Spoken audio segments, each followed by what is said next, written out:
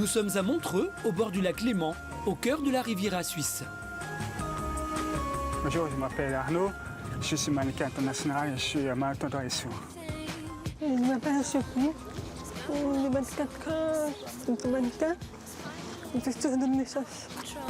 Ils sont sourds, mais ils sont avant tout mannequins professionnels. À force de lutter contre son handicap de naissance, Arnaud, 30 ans, a réussi à s'élever à la 4e place du concours de Mister Suisse et à devenir un mannequin connu au niveau international.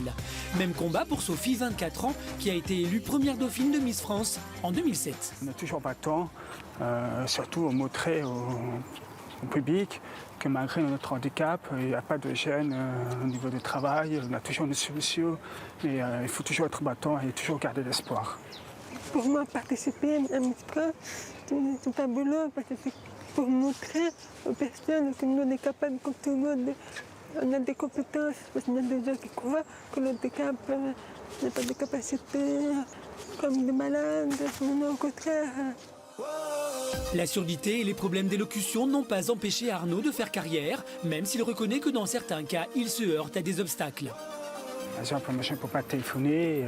S'il y a un agent qui m'appelle pour un travail d'un autre côté, je ne peux pas répondre au portable, donc je suis toujours en train d'écrire un SMS ou les emails.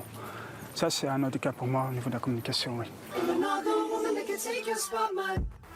Arnaud et Sophie se connaissent depuis 4 ans, mais c'est en juin dernier qu'ils ont vraiment compris qu'ils étaient profondément amoureux l'un de l'autre.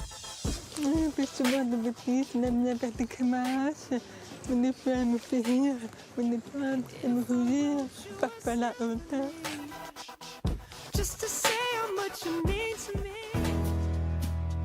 Arnaud reprendra bientôt le chemin des studios photos.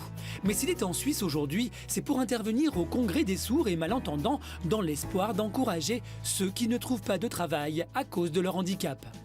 Je transmets un message comme quoi je suis mannequin international, d'accord, mais au niveau des problèmes de décès, il n'y a rien qui m'empêche. Il y a toujours une bonne solution et puis on fait toujours un travail bien, donc je donne un exemple. Je transmets les messages sur les problèmes d'handicap, pas seulement pour les sourds, mais aussi pour les aveugles, pour ceux qui sont malades, les chaises roulantes. Arnaud termine sa prestation avec un petit défilé sous le regard admiratif de Sophie. Je le trouve très bien exprimé, c'est très fascinant parce que c'est sa vraie personnalité. Ce parcours m'a beaucoup ému. Depuis qu'on était petit, il a beaucoup souffert. Mais là, il a même baissé les bras. Il va jusqu'au bout, il avait confiance en lui, c'est ça qui est formidable. Il croyait en lui, malgré sa surdité.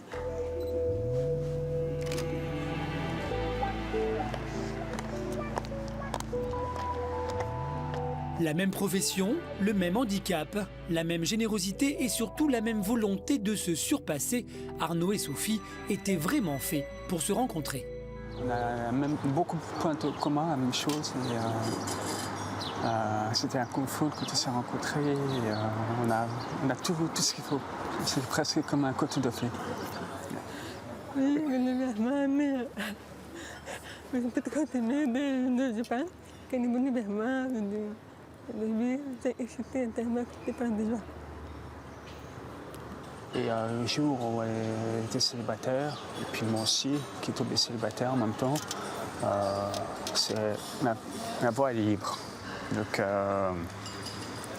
j'ai voulu m'engager, j'ai tout laissé tomber à la Chine, j'ai pris mon billet d'avion, puis je suis allé rejoindre pour le jour de son anniversaire. Voilà. Je ne croyais pas, c'est pas possible. Elle m'a tout expliqué. Elle m'a dit que c'est prêt, c'est sauvage. Pas quoi. Malgré leurs yeux qui pétillent, leur vie n'a pas toujours été un conte de fées. Arnaud a été marqué par son enfance, par son éducation stricte, par l'exclusion due à sa différence. Aujourd'hui, exploiter sa beauté est devenu salvateur pour lui et vous verrez comment, de Paris à Athènes, il enchaîne les castings pour se maintenir toujours parmi les meilleurs.